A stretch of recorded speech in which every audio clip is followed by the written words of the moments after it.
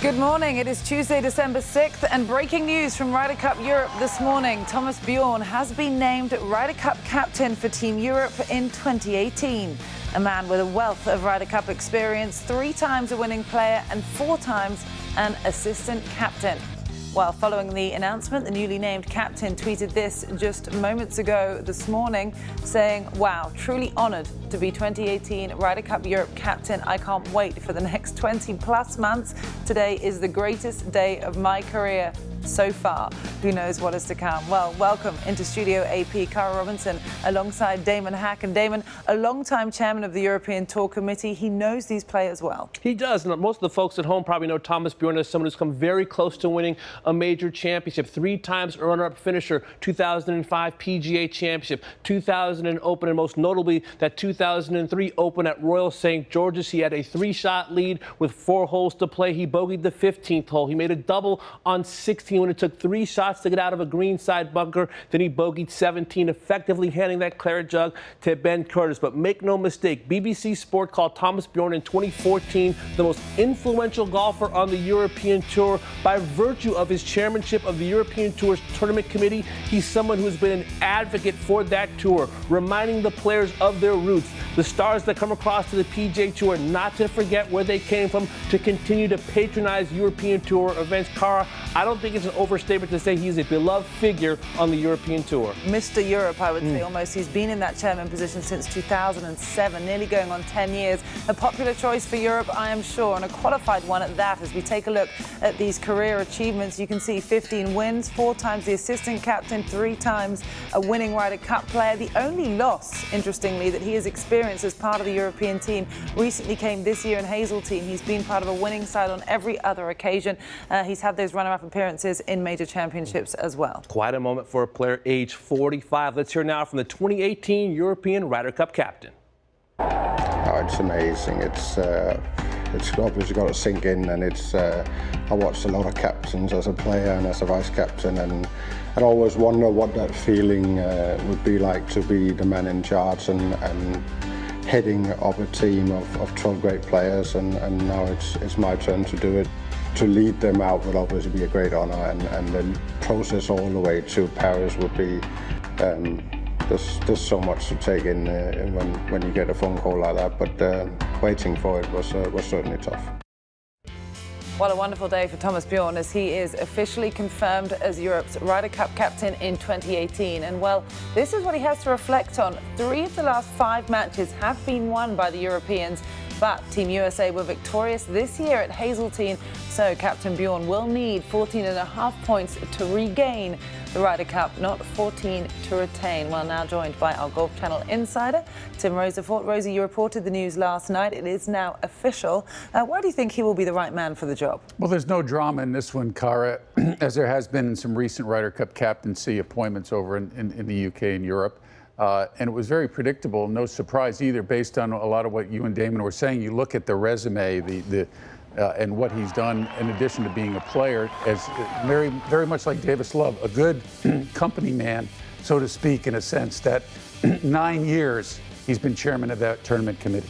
Yeah, he has been. He knows the players incredibly well throughout all levels of the European Tour. He'll be an incredibly popular choice, and a wonderful day for Thomas Bjorn. So congratulations to him, and he'll have to start the work now, I guess. He'll have to start, but one other point in this, too, is that Paddy Harrington has said he wants to play on that next Ryder Cup team. So that, plus the fact that Europe has had 2 straight Irish captains, also favored Bjorn in this instance, because it is a Continental Ryder Cup, of course, as you know, and Bjorn is the first Scandinavian Ryder Cup captain for the European side. He is indeed, and in fact, only the 4th to hail from continental Europe himself. In the 37 years that the continental Europe have been part of the Ryder Cup team, previously, of course, it was just GB and I. It's just been Seve Ballesteros, Jose Maria Olazabal, and Bernhard Langer who have hailed from continental Europe. So quite poignant as well, I think, Rosie, to have someone from continental Europe captaining the team at a venue that is in continental Europe. Of course, they're going to Paris National in France. You would know a little bit more about that, knowing the culture in Europe, but certainly that's a big part of it as well. And so is the fact that Bjorn,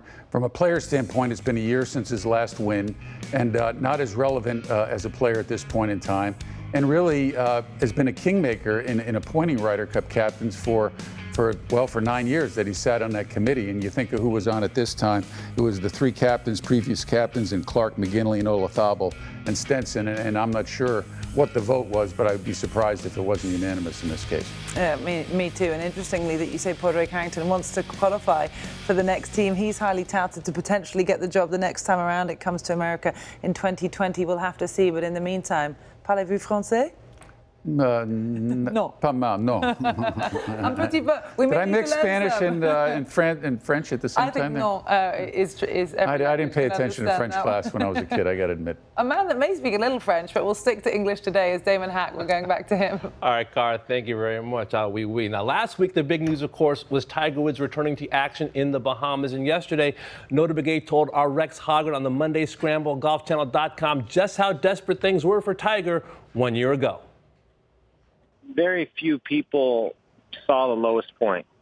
I mean, saw when he couldn't walk and couldn't get out of bed, and the future of Tiger Woods' golf career was in serious jeopardy after this most recent surgery. So when he talks about, or maybe gets classified as downplaying it, I don't even think he knew what to expect. There were quite a few moving targets with regard to technique, equipment, body, and mind that all figure and factor into tournament golf. And just trying to get an assessment on where he was at in those four particular categories is a hard thing to do in just 72 holes. But he went out there and made some major mistakes. But like I said, saw some really good things. And when he found the groove with his driver, not only was it straight, but it was right up there with some of the longer hitters in the field.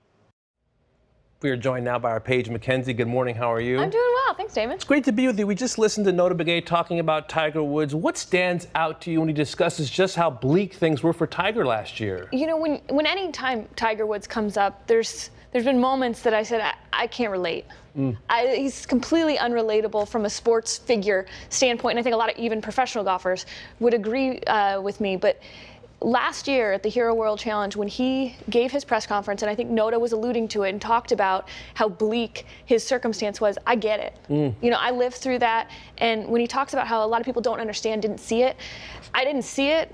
But when he talks about not just the potential future of his golf career, but the quality of life that he may have or not have moving forward, when you heard him talk about, I just want to be able to play with my kids again, you got a sense of what Tiger was dealing with. Nota obviously saw it from a much more personal level, but you definitely got a sense of it from Tiger Woods a year ago. Yeah, being there on the ground, he has a remarkable optimism to his game and to his life and to his perspective right now. But you watched him swing some clubs last week. What did you take away when you look ahead to Tiger in 2017? The biggest thing was just ending the week, number one, healthy. Yeah. Number two, with the enormous amount of birdies that he made. I mean, he led the field in birdies. You can get rid of bogeys pretty easily. You can get rid of doubles pretty easily. The mistake side of it is definitely the rust. I looked at it and I was amazed to see the progress that he made from a mental standpoint. When he jumped right out the first day and made a string of birdies and was in contention, you know, 4 under through 8 holes, I said, wow. For somebody that's laid off that long to be that sharp mentally, it was like, in so many ways, Tiger was back. I definitely saw changes from the physical perspective. I mean, he looked a lot more mechanical working around the golf course than I'm used to seeing. It's more than I want to see.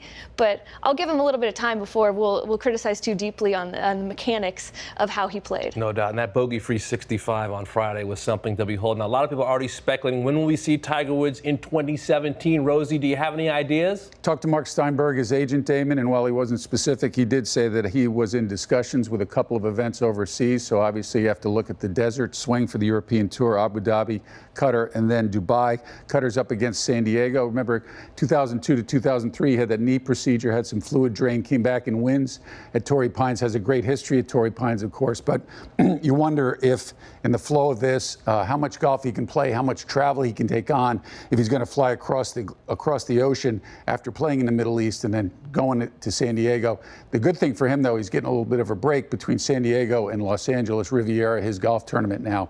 So it'll be interesting to see what ones he decides upon. Remember, he lost that appearance fee by not going to Turkey, so they obviously take care of him when he goes to Abu Dhabi or Qatar or Dubai, however that works out in that system. And he's got to be careful. He doesn't want to take on too many events in a row with the travel. Got to be careful with the back. But based on what we saw down in the Bahamas, maybe he's a little bit more aggressive as it relates to setting out a schedule. We'll know soon. Good stuff, Rosie. One thing we know also, we will all be watching. All right, let's say good morning to Lauren Thompson. She has what's trending on social media. Good morning, LT. I do. And Damon, things are going on early on social media. I don't know if you guys have had a chance to check it out. I've done just that. And you know we love our trick shots here on Morning Drive. But check this one out. This one involves a serious combination of not only fancy footwork, but hand-eye coordination. Hole-in-one trick shots. These guys crank out these videos like hotcakes. If you don't follow them already, this is a good time to do so. But we've got a loaded show coming your way today on Morning Drive. We are now just a couple days removed from Tiger Woods' latest comeback. And today, our Golf Channel insider is ready to open up the notebook on how the 14-time major champion is now helping grow the game. It's going to be a busy day for Tim Rosafort in Studio AP. Also, despite what you could be thinking about this time of year,